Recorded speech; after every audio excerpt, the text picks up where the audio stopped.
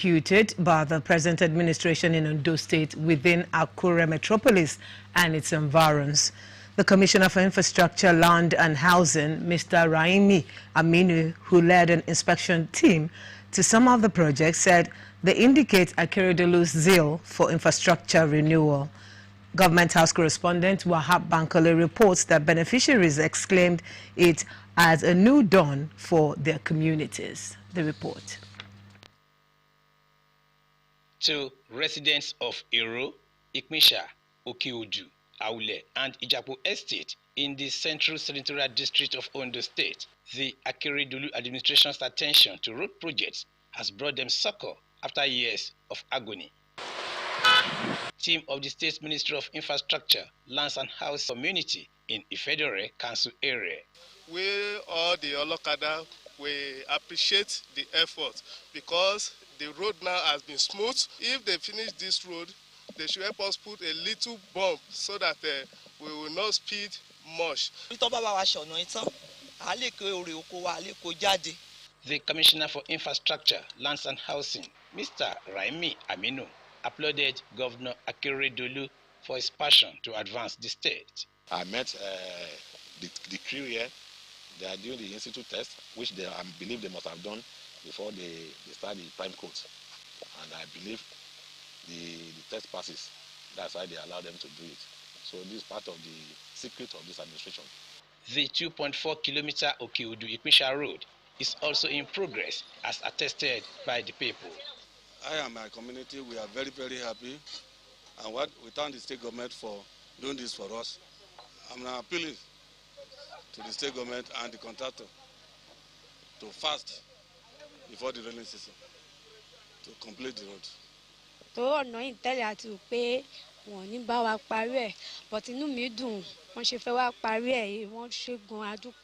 have over 30 construction sites at Akure metropolis. Nearly all the construction sites, all the ongoing construction and rehabilitation of Isharu, Ilara to Elizade University 9.25-kilometer works drew the attention of the group, while residents of Aulis of the 2-kilometer road. I came in here with a Volvo car. This car is every month I change the arms. Every month I change the arms because of the road.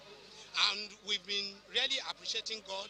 We really want to appreciate our governor for what he's just doing here. He's a talk and do man. We appreciate him. We want him to do this again, and we will not let him down. The Infrastructure Commissioner expressed satisfaction with the quality of work, as the Akeredolu's Midas touch in governance switched his allegiance to the ruling All Progressives Congress (APC), while residents of Ijapu Estate were happy at their evolved, well-paved roads.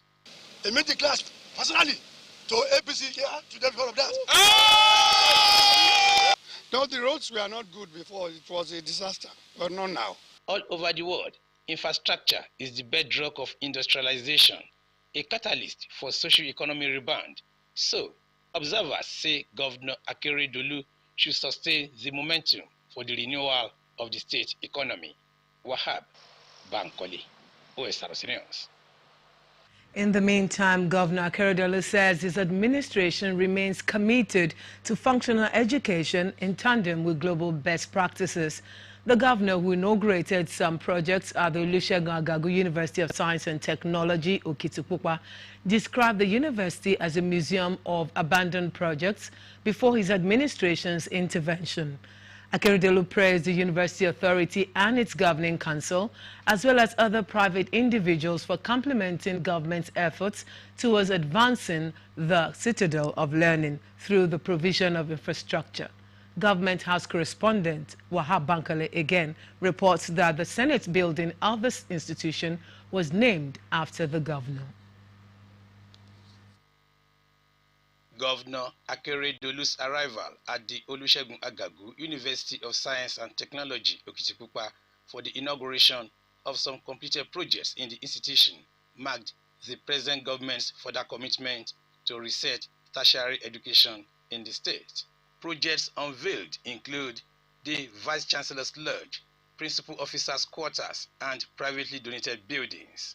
The Vice Chancellor, Professor Temi Ologunrisha, lauded governor-driven and world-class university through teaching research and community services. The university will place emphasis on the development, utilization and preservation of coastal, marine and oceanic resources.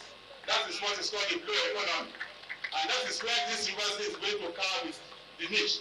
The Pro-Chancellor and Chairman of the Governing Council, Professor Akimbo Adeshomoju, said Governor Akeredolu has made imprints in the institution since he came on board. The present government in December 2018 approved the release the main administrative building and the university lab. Governor Akeredolu, who reeled out his administration's interventions to reposition the institution, noted that with the support of the council and the management, the present government facilitated the donation of science equipment worth millions of naira from Seeding Lab in USA. There was a museum of abandoned project, this university, and it's coming up gradually. There can never be any meaningful learning and research in science and technological institutions if you require items of laboratory equipment are not available. Our university has run for over 8 years. We only had the School of Science offering about 3 departments. Today, I am told that we have additional schools. We have the School of Agriculture, Food and Natural Resources.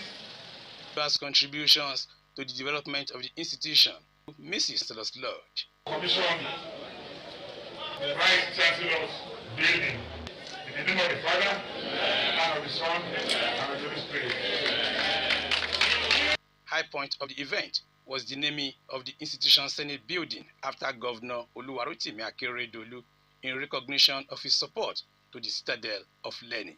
From Okitipupa in Okitipupa local government area of the state, Wahab Bankole, Osrc News.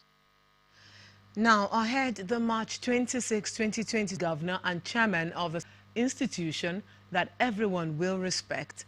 The governor noted that the party cannot afford to jeopardize its chances ahead of the general elections. Government House correspondent Wahab Bankole again has details of the visit.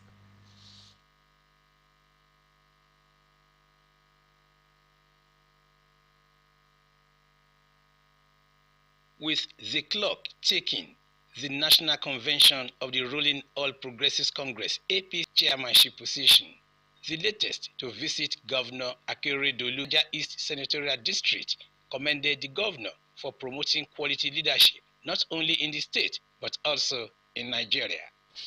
We are on a mission, not for me and not for Mr. Governor, because Mr. Governor has played his own part. He has shown what leadership should be. And today in this country, what they only want to see is that they will create a country where that will come to enthrone and support the foundation of democracy in this country. Governor Akeredolu, who declared support for zoning as a mechanism for achieving democratic balance, harped on the need for the APC to show its values through internal democracy. We took the bull by the horn. We have not been in office. We are closing up to 8 years. We cannot afford to throw away our chances. And the only way, this is where I am, that won't throw away our chances is also get our acts to our values. And this is what I preach. What are our core values? What do we stand for? Do we want to represent a democratic institution that everybody will appreciate? That even if internal democracy and democracy, we are democratic in what we do. The governor assured that the state chapter of the party will always make efforts to ensure equity and fairness in its activities. Wahab. To security now. The Ondo State Amotekun Court today paraded 23 suspected criminals arrested for various crimes in some parts of the state. Among them is a 75-year-old man who is the coordinator of a kidnapping gang that abducts for ransom. Parading the suspects at the Amotekun headquarters in Akure, its commander Adetunja Adeleye said the suspected criminals were among the 75 nabbed in the last 1 week.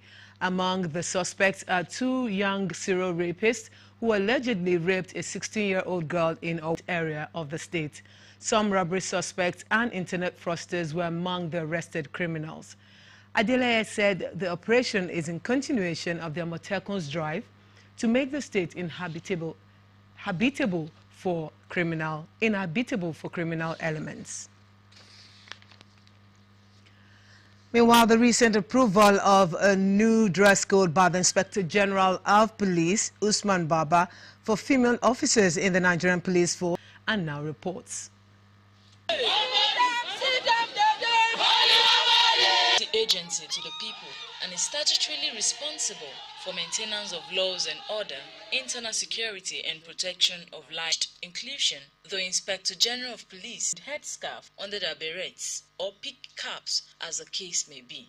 This code has also been adopted by countries like Canada, the United States of America, Sweden, Turkey, Australia and the United Kingdom, among others.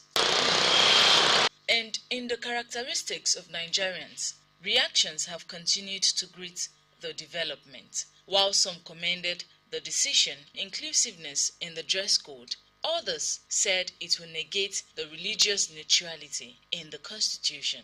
Everybody should have the freedom to practice his or her religion in accordance with the lay down or the ethics of the religion. So it's a good development, it's long awaited, and it's something we should commend the IG for the bold step he has taken. Is he there to serve the Muslim community alone? What gave him legislative power to be deciding on the uniform the police will wear?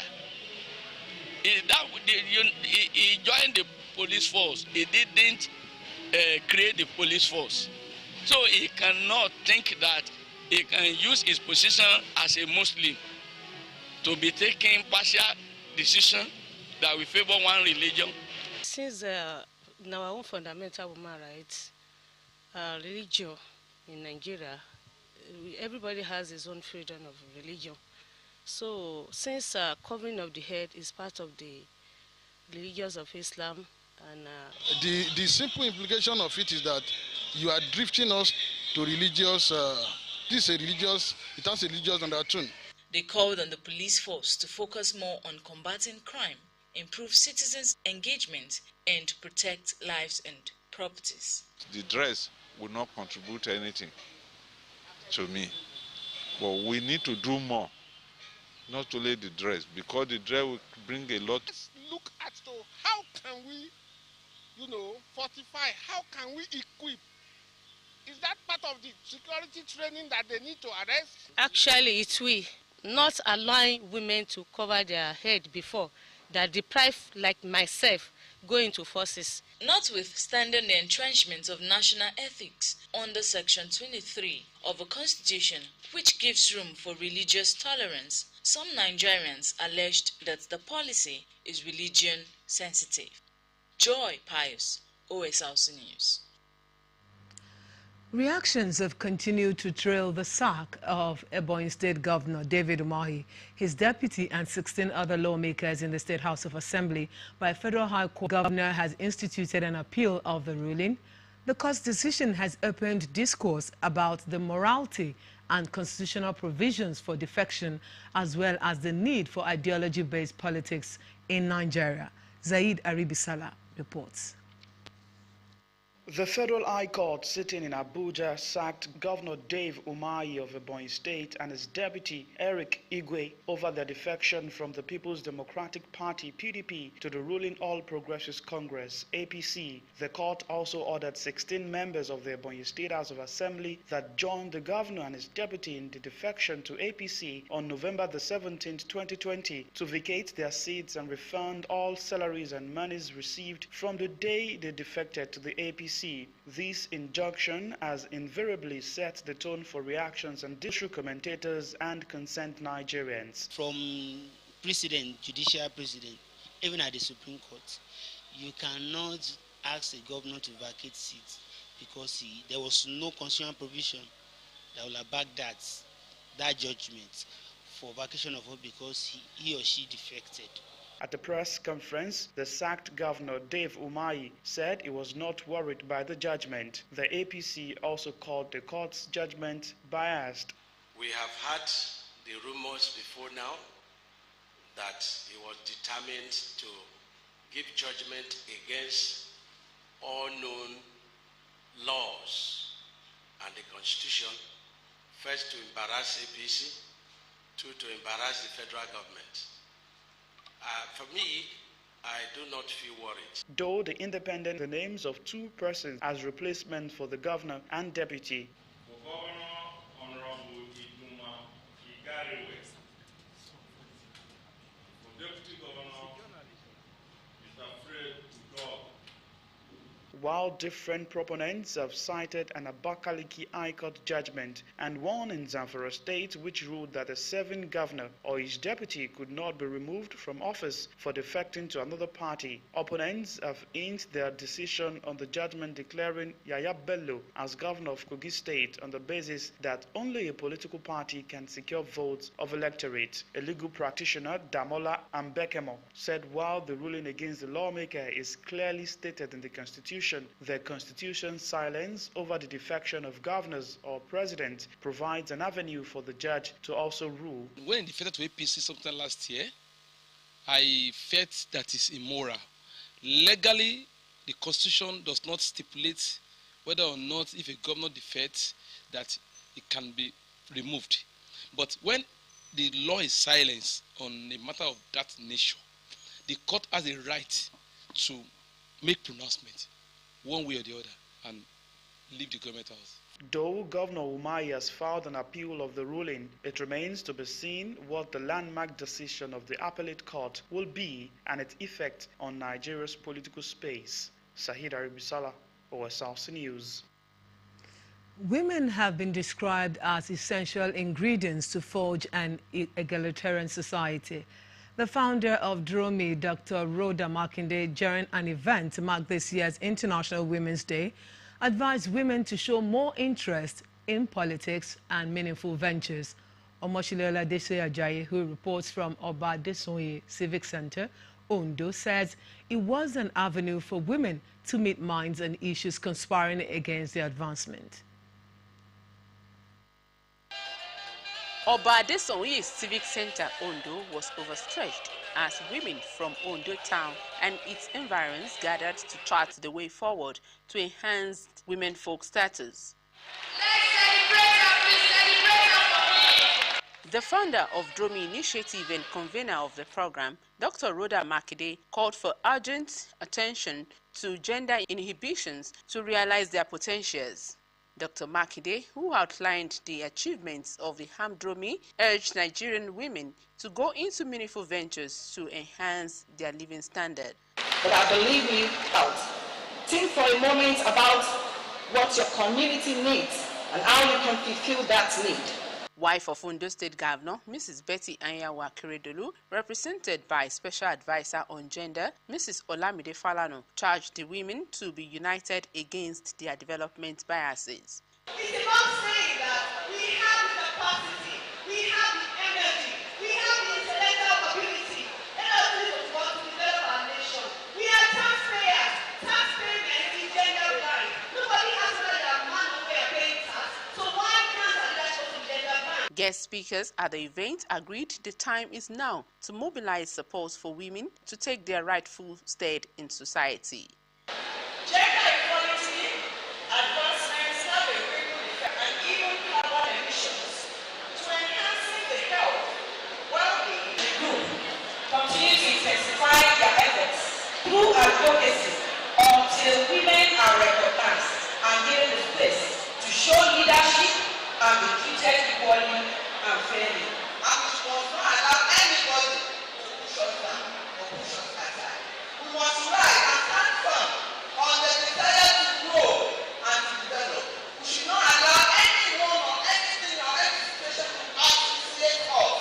Presentation of awards of excellence to dignitaries, including the wife of the governor, Mrs. Betty Anyawa Keredolu, for their contributions to the development of the women folk, brought the occasion to a close.